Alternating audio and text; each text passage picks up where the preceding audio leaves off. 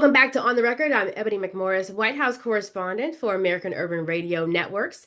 And today we're talking about land, legacy, and the fight for home. Because for Black America, land isn't just property, it is power. It's power for everyone. And losing it, well, that's losing roots, that's losing wealth, that's losing memory. And Black Gravity has just launched a new campaign. It's called The Pursuit of Home, kicking off with an immersive experience on Martha's Vineyard that puts a spotlight on land loss, tangled titles, and how to reclaim what is ours. And joining me, I'm so happy because I have on my um Black Girls Are Dope t-shirt. Y'all don't usually see this from me, but joining me is a JaNay Queen Nazaire, who is one of the co-founders of Black Gravity and one of the brilliant minds leading this work. Welcome to On the Record with AURN. So happy to be here. Thank you so much, Ebony. Big fan. Love the work that you do and just honored to be in this space with you. Black girls definitely are dope. Absolutely. And this is one of my favorite topics to talk about. I don't think that we Yeah. actually talk about it in the news as much when we talk about land and loss. First, tell our audience about Black Gravity and what it is and what it is that you do. Yeah, for sure. So Black Gravity imagines a world where everyone and our planet are wealthy and well. And so the work that we're doing is that we are creating an economy worthy of us all, specifically through ownership and health, right? So increasing ownership and improving health. And so we are working in communities across the nation to ensure that people and our planet are wealthy and well through all the various activities that we have underway. So, what inspired Black Gravity to launch this pursuit of home? Talk about what this Yeah. initiative is about and how it is relevant for African American communities right now. Yeah, for sure. So we all know, like, we all need a home, right? And your home, your land, that is wealth for you. It's a way to sort of move about in the world beyond just being stable.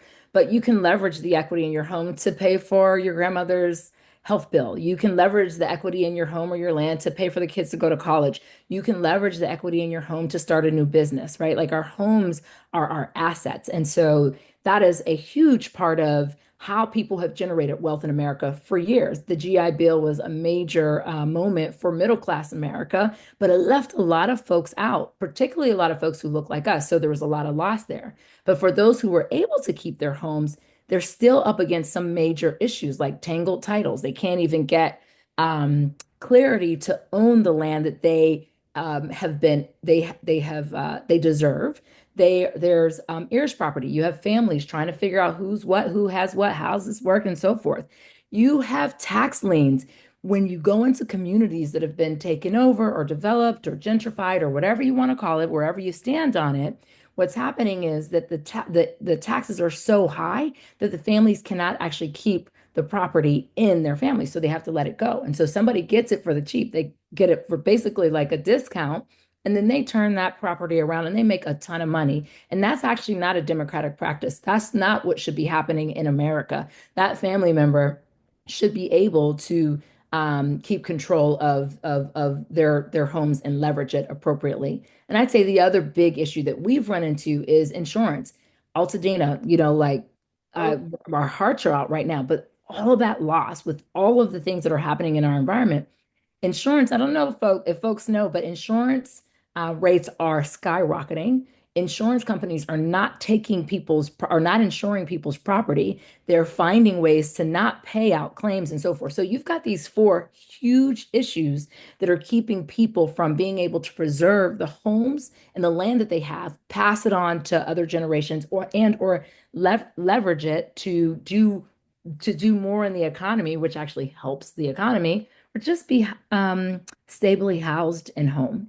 So we said we need to set out here and we need to launch a national campaign that helps and promotes the preservation of homes and land.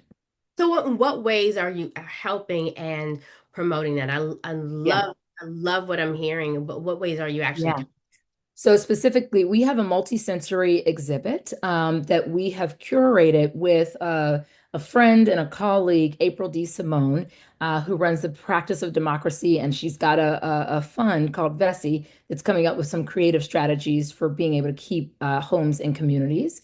We also have convened a multi-stakeholder table of folks who represent banks, foundations, land banks, community development agencies, and more. And so we've brought together this collaborative table to say, what's the policy agenda here? What's an investment strategy here? And where do we need to go to beat the drum on this issue? And so on Monday, August 11th in Martha's Vineyard, we are going to debut the exhibit, which you will walk through.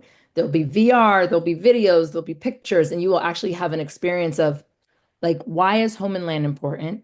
What's the history? What's the present state? What are some personal stories? And what do we do to ensure that people in America get to preserve their homes and land and use it in the way that is productive for their families, their communities, and our economy? What is the present state? Can you put some numbers to this so people can Yeah. really understand how serious this issue is and also that they are not alone and on an island themselves? Yeah, for sure. So I'll give you one shocking number. 3.5 million acres of land for Black people in particular are tied up in tangled titles. They can't access it. 3.5 million acres of land. And so imagine if those families got access to the land, what would they be able to do? The current environment we are in is not necessarily conducive to just regular folk being economically productive.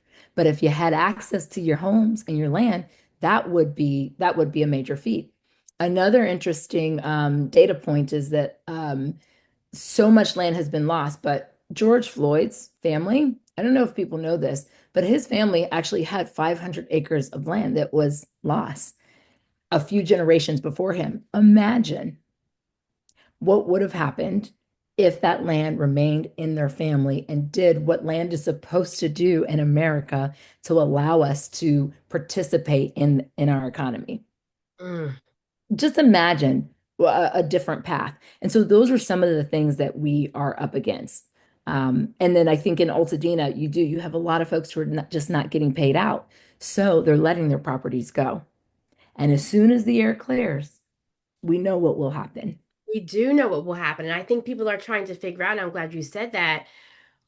Are you helping people to prevent? I mean, you talked about preventing that, but Yeah. kind of kicking the can down the road. What are you going to be giving people tools and so they won't have to go through this? Yeah. So that's part of our effort to have this multi-stakeholder table. So the things that Black Gravity wants to do, one is just create awareness in partnership with our friends of the Practice of Democracy. Like the mood in our economy right now is such that people need something to hope for that offers promise to them and their family. And so the first thing is like, y'all deserve to preserve and keep your homes and land. I actually don't think people realize that that's a thing, especially when you get into like families fight, all kinds of families fight over it. Let's just be real. I'm going to say that thing out loud. So Mhm. some of it is just families trying to figure it out. Y'all figure it out because Selling with off and not realizing what that means. It's a lot. it is a lot. So that's one of the things. The other thing that we're doing is we're compiling resources and partnering with land banks. So there are organizations in different communities. One of our partners, Erica Coleman, she runs Twin City Land Bank, for example. So she is actually working in her community of Minneapolis, St. Paul to figure out how do we invest in communities' ability to keep their land, to have access to their land. We work in partnership with folks in Buffalo, for example. You've got the east side of Buffalo who experienced some major trauma a few years ago, but they've got a lot of vacant lots. And so what we're doing in partnership with the community leaders is figuring out how do we keep these lots? How do we make them productive? Do we turn them into do we do what is it, gardens, right, to feed folks? Do Absolutely. we yeah, do we put solar on it? What do we actually do to make it productive and allow the resources to be reinvested in families and community? And then, of course, I'm sorry, I'm just rolling. Keep No, no, going. Go. this is great because so many things are popping into my mind. I know we don't have a whole lot of time. That's However, fair. why was Martha's Vineyard chosen to launch this initiative? Yeah, one who when we will be there, it's philanthropy week. And I And don't not think most people know that. Yeah, so Martha's Vineyard has become it. Martha's Vineyard is a beautiful place, and it has a long history of being part of Martha's Vineyard, of being a place for Black people in particular to go to be safe, free, well, and at leisure. Mm. And that is a thing that I think we, just as Black people, need to realize, like we deserve leisure too. So to be in a beautiful place like Oak Bluffs with folk, and a lot of family with means relative, right? It's all relative, but to be able to have leisure. And there were lots of Black families with homes there, some with second homes there. And that like, okay, and that's okay, Historic for y'all. us.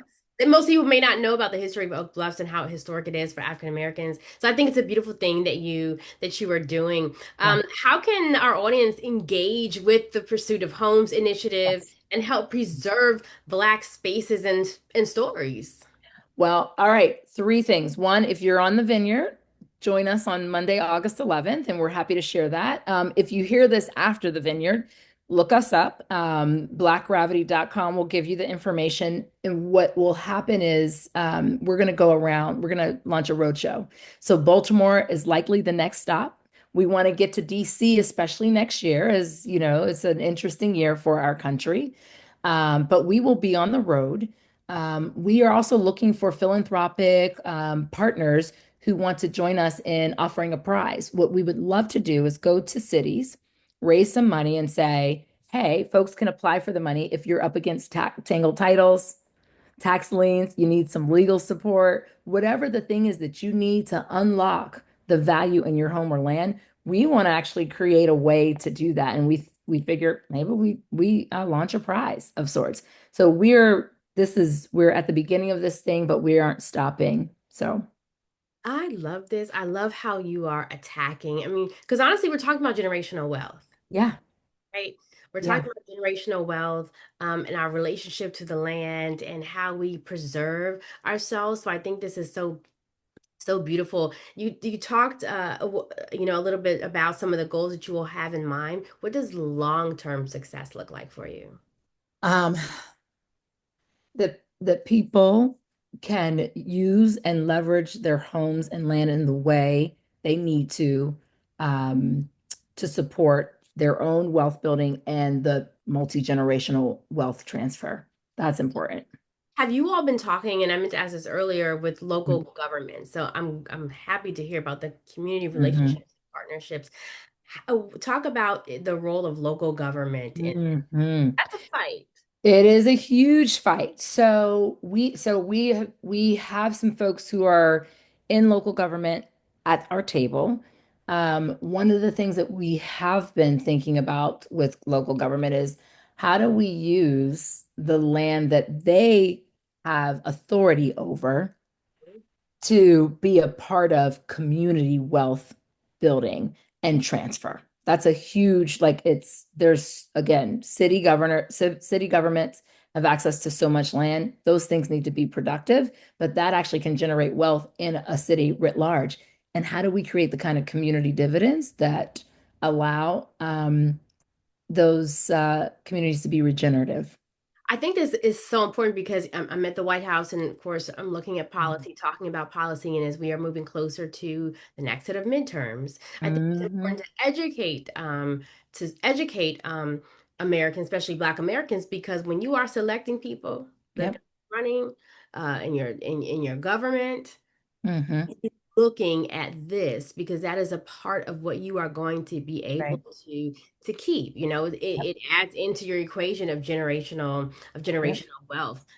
Before we go, talk about just the emotional and cultural significance again, Mm. the power of Black land Yeah. ownership. What I would love to do is turn that question back to you. One of the questions that we're going to ask everyone is, what is home to you? Mm. What is it? What is it to you, Ebony? Oh my goodness. Right, but I'm the reporter. But no, I'll answer that. You know why? Yeah. Because in a lot of the stories that I've done that I've covered, one regret that I've had that has pushed me further is that I didn't collect the stories Hmm. of my grandmother, I'll say my great grandmother who I met.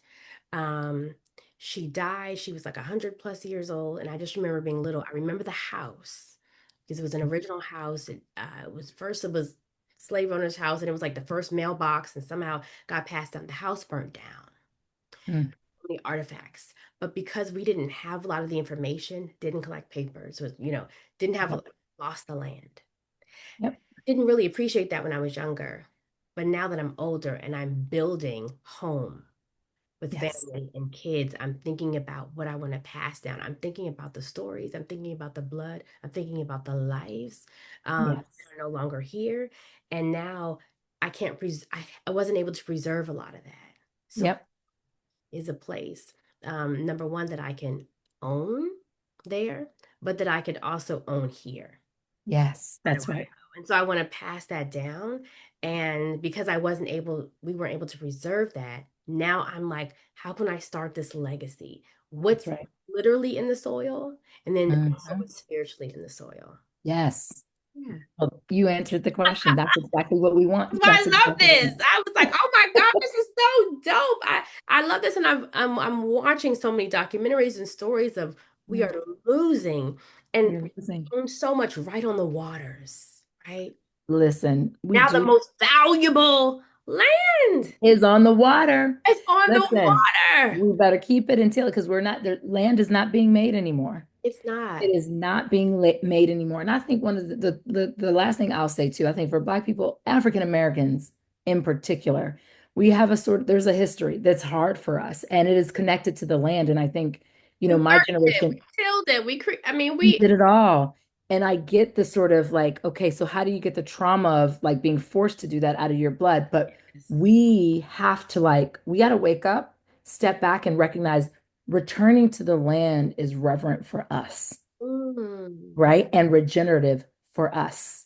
And so we have to reject the narratives, the conditioning, the marketing to keep us away from the land. We got to return to the land. We need to till the land. We can feed ourselves. We can feed our families. We can be safe amidst chaos, but we have to return to the land. Mm.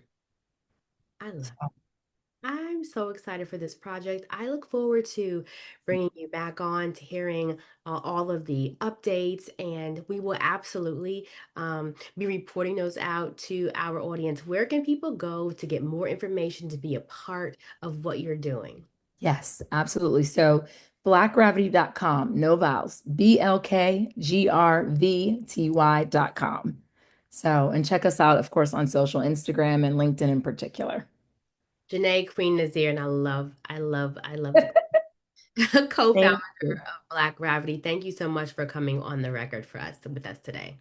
I'm honored, Ebony. Thank you.